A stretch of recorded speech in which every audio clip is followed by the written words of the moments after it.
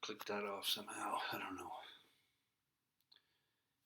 But most women I know, they don't want to have an abortion. They'd rather avoid having an unwanted pregnancy. And men, too. If a woman has an abortion, it would upset me if it was me and her together because that would be my child too, and I would be upset personally. Although I know it's her decision, it's her body, I would be upset. Um,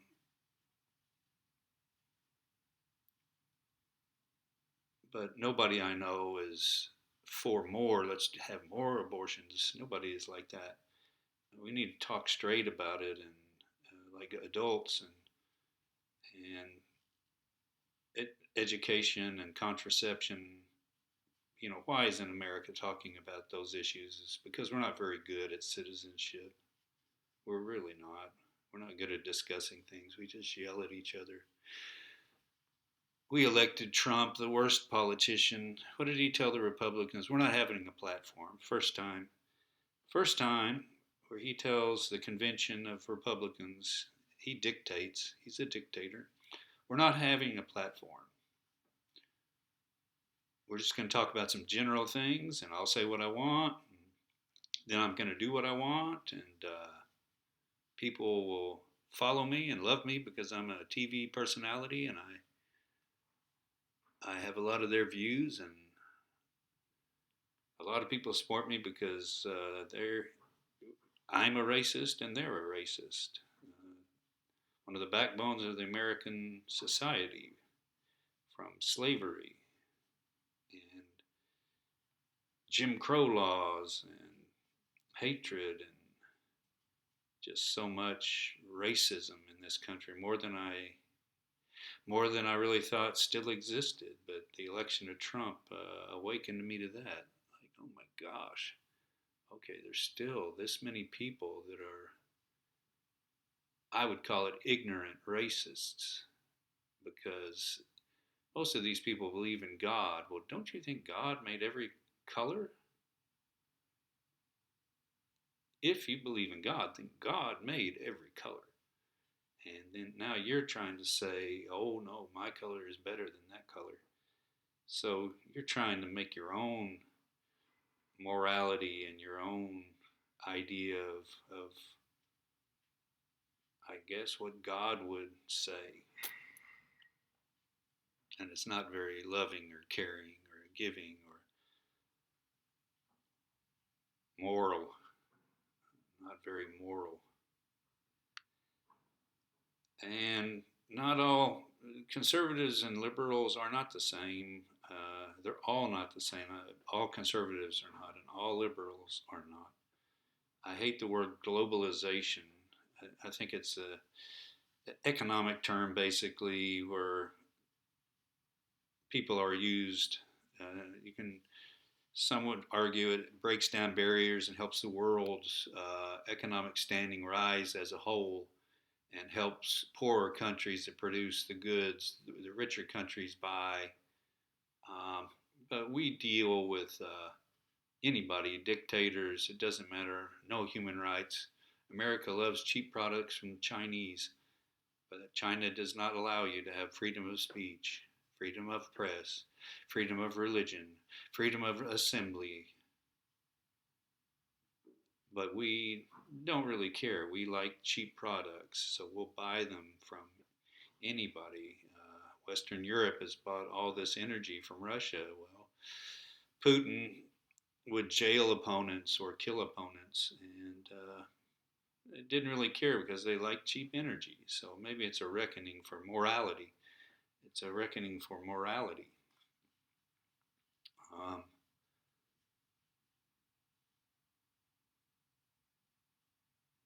but globalization, um, with clean energies, many of them are local. Wind is local. Sun is local. Um, Wave energy or some type of water energy is local. I've been in Limerick, Ireland, many times, and the Shannon River runs through there. I think it's the biggest river in the British Isles. I don't know if you would call it that. I mean, it's I don't know. Ireland is not part of Britain at all. But anyway, the river roars, and if you could harness the wave energy, I talked to a local Limerick guy about that, and he set me more straight. He said, "Well, the power's not here; it's out there a little bit." You know, he's saying out in the ocean. That's where you're going to get even more power from the waves. So that's interesting. All sorts of possibilities on cleaner energy. And if we have cleaner, cheaper energy, we can live more simple lives, but better lives, and better. You know, creating things will be easier, and we can't be afraid of automation and robots creating things in factories because that's that's happening and that will continue to happen, and it will free human beings up to do other things, including grow their intellects and their cultures and their and other sides. Like I said, maybe we could work 20 hours a week, 25, and then do other things, not just drink and go to football games, but grow as an individual and help your family more and help your society more and learn more about whatever interests you. So I think that's exciting. I mean, it can be, I think the future is exciting. We just have to get through this particular stage, which is traumatic and all sorts of right wing. Oh, did I stop it again? No, good. They keep calling them populist governments. I don't know why they keep calling them that. I think I'd call it authoritarians, but just kind of a bullying sense, and the same kind of dispute the election. This election wasn't real. You know, firing up their people to be violent and angry and harassing of the opposition, which is actually the majority of the population. Just sad and sick, and it's a scary time. So more people are apt to believe these liars that say, "I will take care of you. We can stop the rot of this civilization."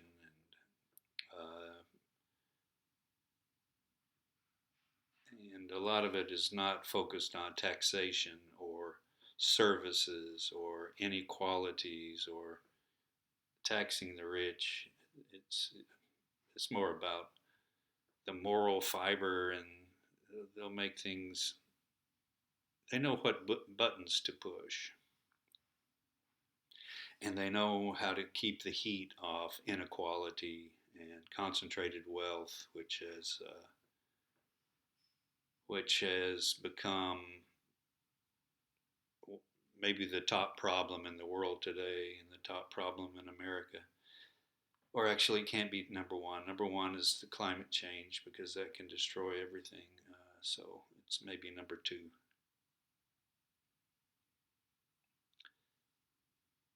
Our burning of fossil fuels, which is creating havoc in the atmosphere, which is creating widespread drought, flood, superstorms, destruction, death, sea rise, ice melt, and the need to turn away from the individual car and truck and burning burning all these fossil fuels and becoming more understanding of world needs. You're going to have to get out of your own shell to think like a world citizen. It's not just you know, what's good for us and nobody else matters. We're too selfish, we're too self centered as a species. What's in it for me? What's in it for my family? Me, my family. Some of these cartels where the guys will work for him is like, man, you're working for the worst people in the world or some of the worst people in the world. the guy may say, well, yeah, well, before I had nothing, and now I've got some money and an apartment and this. I can take care of my family. Yeah, it's sad. It's a sad world in many ways that we've been neglectful of how to create a better, more stable, and happy world, or moral world. People talk about morality a lot. Well, without being so unequal is immoral. There's your immorality.